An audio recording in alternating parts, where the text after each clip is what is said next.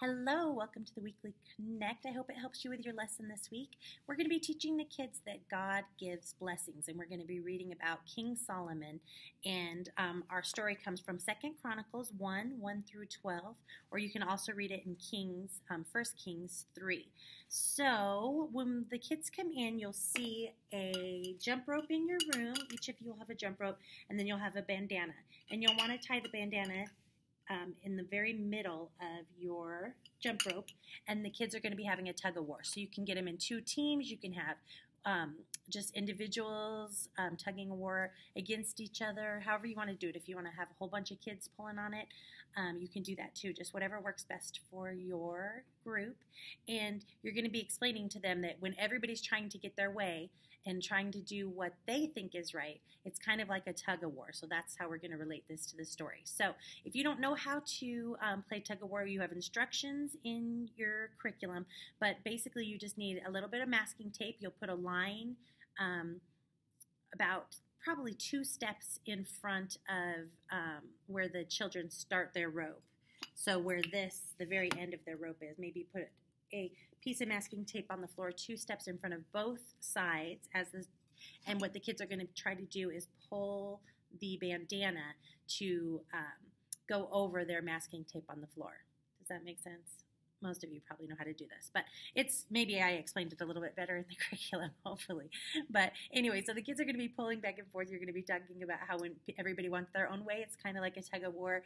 And then we're going to get ready to go into the big room where we are going to ask the kids, if you could have anything in the world, you could ask for anything, what would it be? And that's going to get us set up for talking about King Solomon and what he asked about. So go ahead and read over that story. You can do it how it is exactly in the curriculum, or you can make it your own.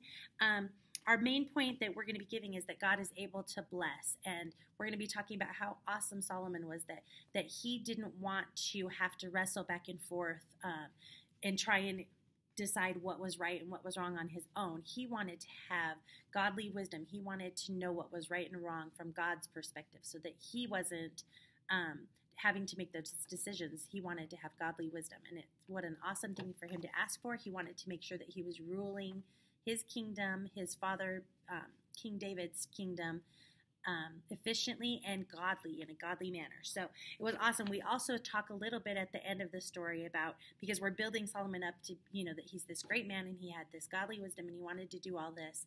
And then we have to explain to the kids, but still he was a sinner. He did make some mistakes. We don't get right into all the mistakes that he made or talk about his actual sin, but we do make sure that the kids know that while he had the wisdom, he still was not God-like, and he was not God, and he was not Jesus. He was still a man. He was still a sinner. So read that over. Do that however you'd like. Move right into worship and offering with the kids. And then we were going to give our blessing. It's from Ecclesiastes 2:26. To the person who pleases him, God gives wisdom, knowledge, and happiness. May God give you all wisdom, knowledge, and joy. May he guide you to make godly decisions today and always. So we're going to give that blessing to the kids as they transition back into their after story time, where they will have their questions, their review questions. You can ask those however you like. If you'd like to play a game, you may do that with them as well. And then they'll move right on to their craft. So each child will have one of these. So they're going to need one of these. They're going to need the spinner. They're going to need to have scissors so they can cut out their circle and cut out their pointer on their little spinners. They're also each going to have one fastener that they can use to put it together. And then I have these little washers, which is going to hopefully help so that the spinners move a little bit more effectively. And so you're going to have the kids cut that out and put their spinners together. As you can tell, that these spinners in the center, they have the star, and this has the star. If you have a hole punch in your room, go ahead and make that with a hole punch. Make it a little bit thicker so that the spinner moves a little bit easier. And this one, just poke through with the top of your little fastener. And you'll put, oh my goodness, I just dropped that. And you'll put just the top of that fastener on there too. And then you'll put it through. When you're finished, you will have a spinner just like this. So the idea is that we're going to be, rather than the kids, when they're playing with friends and deciding that they always have to have their way, that they have a little spinner, and it's going to remind them of how to get along with their friends. Maybe when they're in an argument, maybe they say nothing, maybe they ask God for wisdom, maybe they just let the other person have their way. Maybe it's time for them to let the person have their own way, or then they can fill in the blank and come up with another alternative that would be a good idea, like maybe ask a parent for help, ask a third person to decide what you should do, just stop and pray. If you both want to do different games, just pick something completely different that maybe both of you will enjoy. Come up with a new idea. So we're just going to make those spinners for the kids, and you'll just put them together like that. And then if you still have time, you can go over your Bible work.